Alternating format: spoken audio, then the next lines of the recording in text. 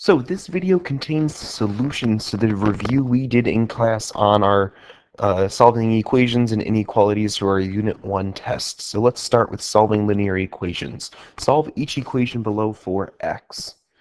So when in doubt, we should be applying the distributive property. We talked about times when there should be, where it might be quicker to not apply the distributive property, but you normally should in case you're not sure what to do. I have 3x minus 9. So I've got variables on both sides, so let's fix that by getting the variables on the same side. Then I'll subtract 3x to do that. 11x plus 35 equals negative 9. Well, I'll subtract 35 from each side.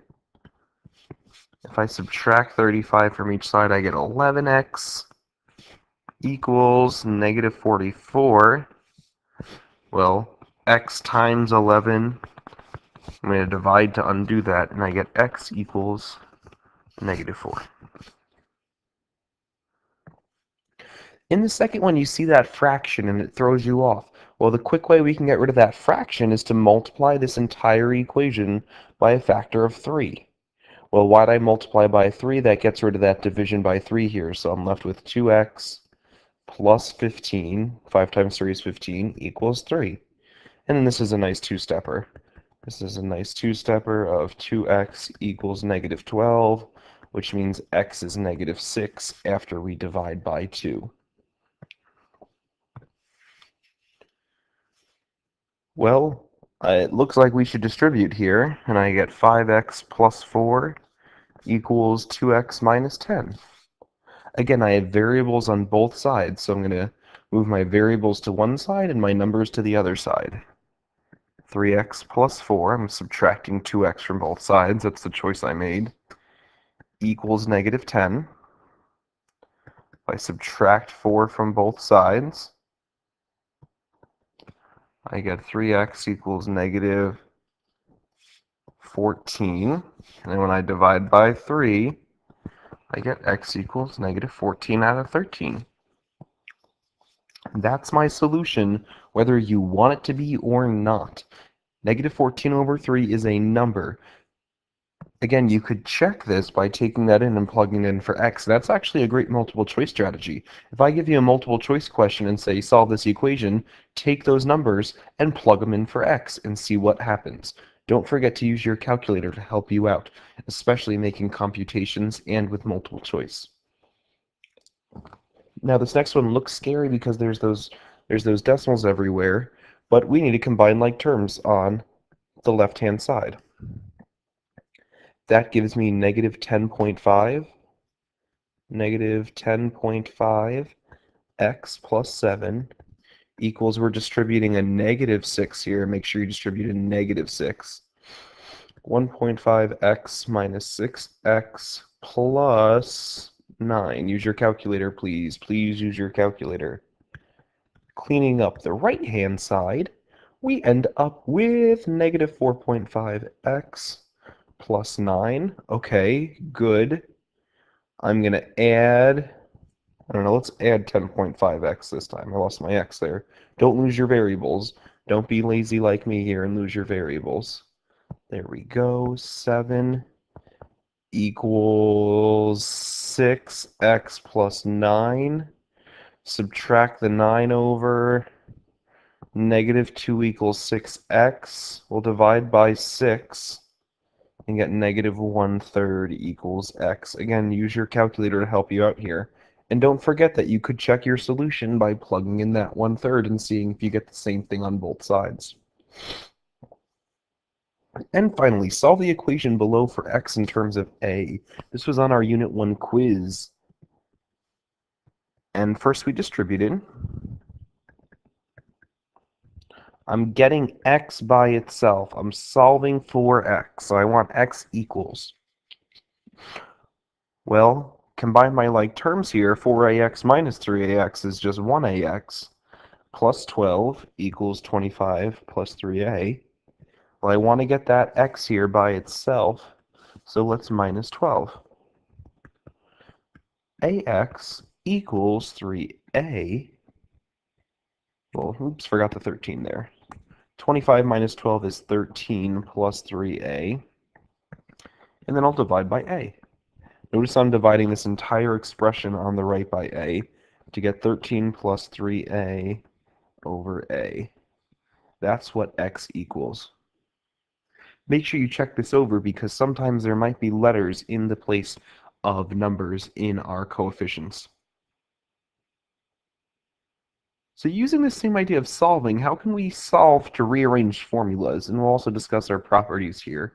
So rearrange the given formulas for the variable. Solve I equals PRT for R. So I want to get R by itself. Well, R is being multiplied by P and T, so I should divide by P and T. And I get I over PT equals R. Say it like a pirate, R. We're done. We get I over PT equals R. They were being multiplied. How do I undo that multiplication? Division. Solve F equals P1 minus P2 over R for P1. I want to get P1 equals. I want to get P1 by itself. Well, there's that fraction, so I'm going to multiply both sides by R. RF equals P1 minus P2. How do I get P1 by itself? I'm going to add P2 to both sides. RF plus P sub 2. Remember that P1 and P2 are subscripts. It's not multiplication. It's just saying that P is different than the second one. Equals P1. Did I get P1 all by itself? I did. So we solve for P1. Solve V equals 1/3 pi r squared h for h. Well, that 1/3 is telling me, so I'm going to multiply both sides by 3. Multiply by 3 to get rid of the division by 3 in that fraction. To get 3v equals pi r squared h. I want to get h by itself. Well, h is being multiplied by pi r squared. So I'm going to divide by pi r squared and get 3v over pi r squared equals h. And finally, solve S equals 2 pi rh plus 2 pi r squared for h. So I want to get that h by itself here. So I should probably subtract away that 2 pi r squared because it has nothing to do with that h. So S equals, S minus 2 pi r squared, because I subtract that over, equals 2 pi r h. Well, I want to get h by itself, so I'm going to divide by 2 pi r and divide by 2 pi r and get s minus 2 pi r squared over 2 pi r equals h. I solve for h here by subtracting over this term that had nothing to do with h and then using division. So don't panic when you see these formulas because you can do them. You just need to think about what operations are occurring. Describe the addition property of equality and the multiplication property of equality. The addition property of equality says we can add, which is really also subtract, the same number from both sides, the same number from both sides of an equation, and we do not change the solution set. We do not change the solution set. Solution set. Got an extra L in there. Solution set. And similarly for the multiplication property of equality. The multiplication property of equality says we can multiply / divide by not 0. We can multiply / divide by the same number on both sides.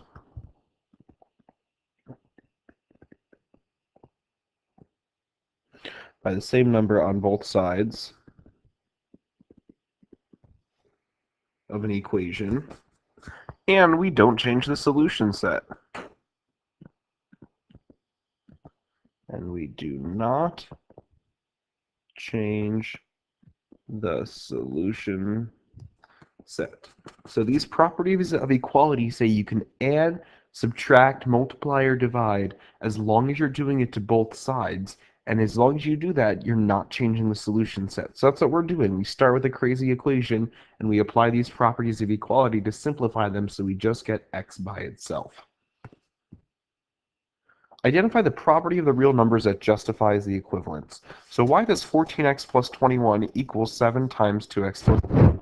Well, that's 7 plus distributed. This is the distributive property of multiplication over addition at work here.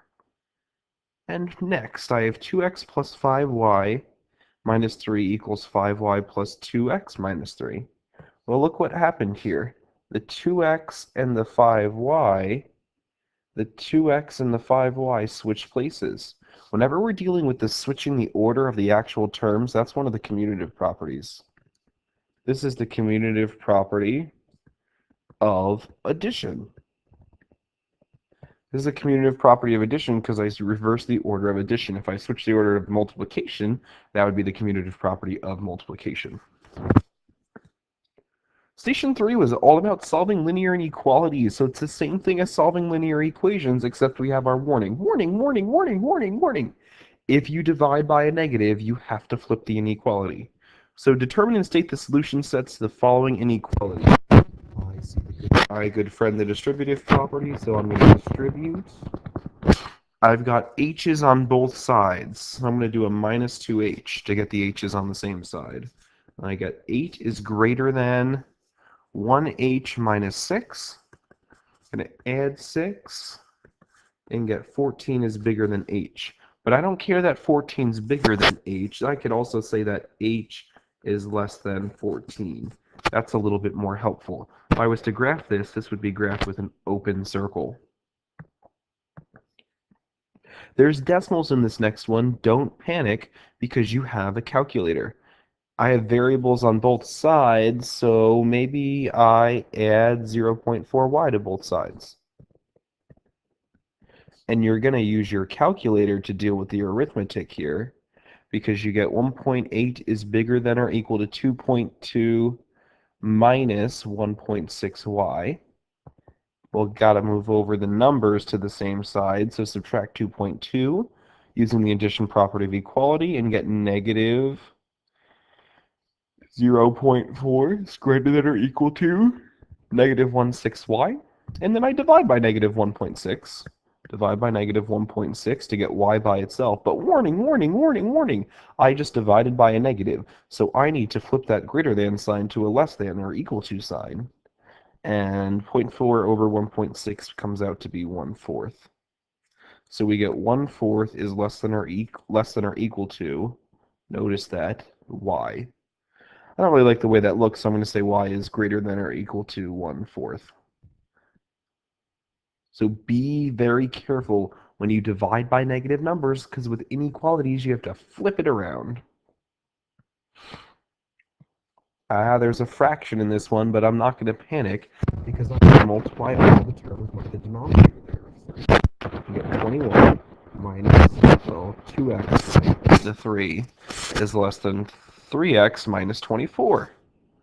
Okay, I'm going to add 2x to both sides. And get 21 is less than 5x minus 24.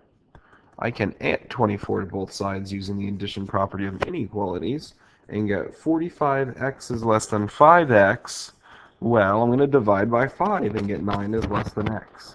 Well, if 9 is less than x, x is bigger than 9 is probably how you'd see it written in a multiple choice question. 3 times 5 minus 5x is greater than 5. Well, everyone's favorite property, the distributive property. Don't do what I did there and actually multiply. 3 times 5 is 15. It's bigger than 5x. I'll add 15x to both sides. And get 15 is greater than 20x.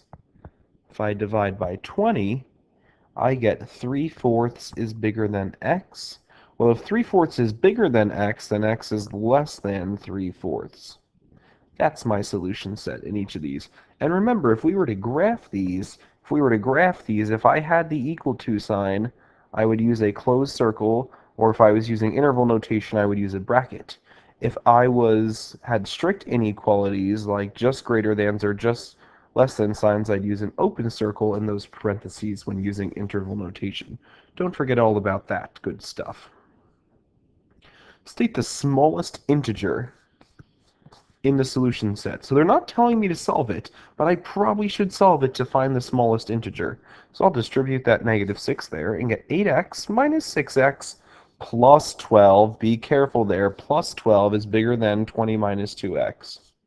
Cleaning up this side, I've got 2x plus 12 is greater than 20 minus 2x.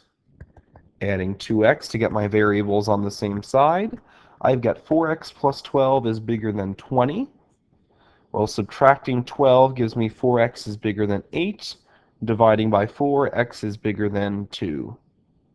Well, it didn't say solve it, it said state the smallest integer. So if I was to graph this, 2 is not part of the solution set. 3 would not be there, because that's not evenly spaced out. 2 is not part of the solution set, so it gets an open circle. And since x is bigger than 2, I'm going to shade towards the right. So what's the smallest integer? 3 is the smallest. Then I pick 2. 2 is not part of the solution set. 2 is not bigger than 2. So we can't include 2 as the integer. The next integer is 3. Now yes, 2.0000001 works, but that's not an integer. I asked you for the smallest integer. Station 4 is all about modeling with linear equations. We looked at perimeter problems, consecutive integer problems, and coin problems of how we can use our translating skills to model with linear equations. So three sisters have ages that are consecutive odd integers. Whoa, it's not what I wanted. I wanted a pen. So I had consecutive odd integers, which means they're integers that are odd that keep going in order. So the sum of the ages of the youngest and 3 times the age of the oldest is 5 less than 3 to whoa. Let's read this again. The sum of the age of the youngest and 3 times the oldest is, that's the equal sign, 5 less than 5 times the middle. Okay, so x is the youngest child. So x is our first integer, or the youngest. Well, the next odd integer, if I'm sitting at 3, how do I get to 5? I add 2. Is the second consecutive odd integer, and x plus 4 is the third consecutive odd integer. Write an equation here. So the sum of the age of the youngest and 3 times the oldest, well, 3 times the oldest is x plus 4, is 5 less than, warning, warning, warning. We have to start with 5 times the middle. Less than means start with the second part and work backwards. 5 times the middle, but I want 5 less than that. That's what we get. That's the equation that we're going to solve in the second part. Determine the ages of the 3 sisters. Well, let's solve. Distribute, distribute. So after we distribute, we get x times 3x plus 12 equals 5x plus 10 minus 5. Combining like terms, 4x plus 12 equals 5x plus 5. Okay, I'll subtract 4x to get my x's on the same side. Well, if 12 equals x plus 5, that means x has to equal 7. But we're not done yet because we have to plug back in to find the ages. 7, 9, and 11 because they're consecutive odd integers.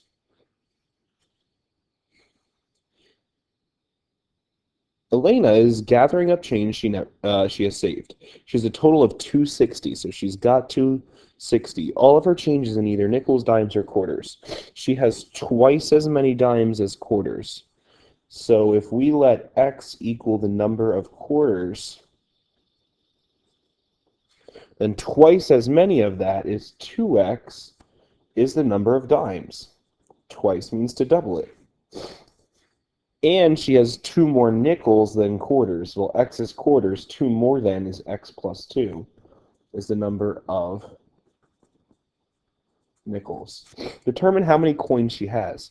Well, we can't just add that up and set that equal to 260 because this has to deal with money. So we need to introduce money into this expression by saying I have x quarters, and each of those quarters is 25 cents. Plus, I've got 2x dimes, and each of those dimes is 10 cents, plus nickels are 5 cents, and I've got x plus 2 of those. And together, that has to give me 260. So when we distribute and multiply, we get 0.25x plus 0.2x plus 0.05x plus 0.01 equals 260. Using my calculator, that gives me 0.50x plus 0.10 equals 2.60. Subtracting 0.10 from both sides gives me 0.50x equals 2.5. Dividing by 0.50 gives me x equals 5. But we're not done yet. X is the number of quarters. They want to know how many I have of everything. So I've got 5 quarters. 2 times 5 is 10 dimes. 5 plus 2 is 7 nickels. That's how much money I have. 5 quarters, 10 dimes, and 7 nickels.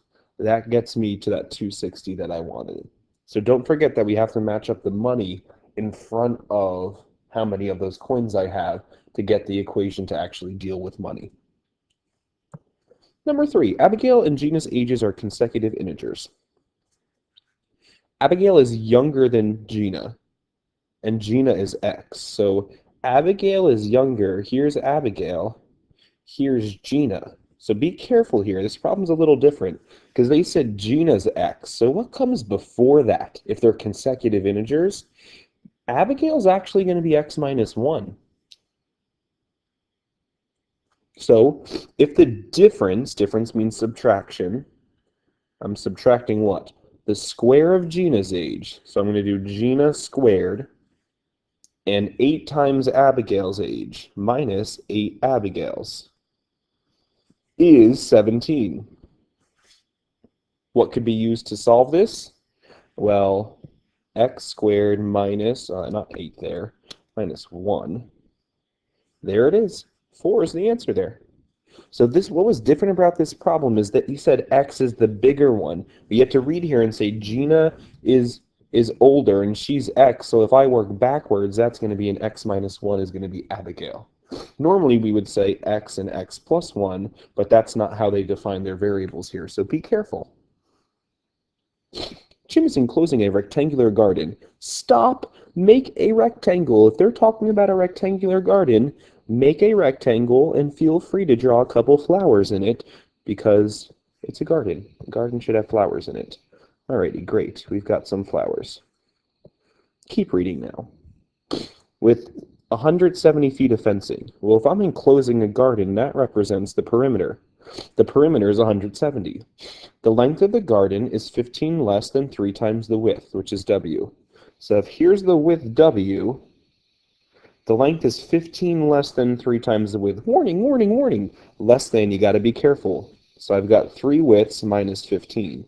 And the opposite sides of a rectangle are congruent, so that's the image I get here. Well, if I add all of those up, I should get the perimeter. So if I add those up, I get 8W minus 30 equals 170. So this is a perimeter. I added all those up, add the sides. That equals the perimeter. So 8W equals 200 after we apply the addition property of equality to add 30 to both sides. And then divide by 8, and we get W equals 25. But they didn't care about W, they wanted the dimensions. So I need length by width. Well, it's 25 by what? What's the other side? Well, when we plug back in, 3 times 25 is 75 minus 15, 60. The dimensions are 25 by 60. That was review for Unit 1 test. Hopefully you found this to be helpful. Make sure that you can do all of these problems because I pick these problems because they're concepts and ideas you're going to need to know for the Unit 1 test. Best of luck studying. Best of luck.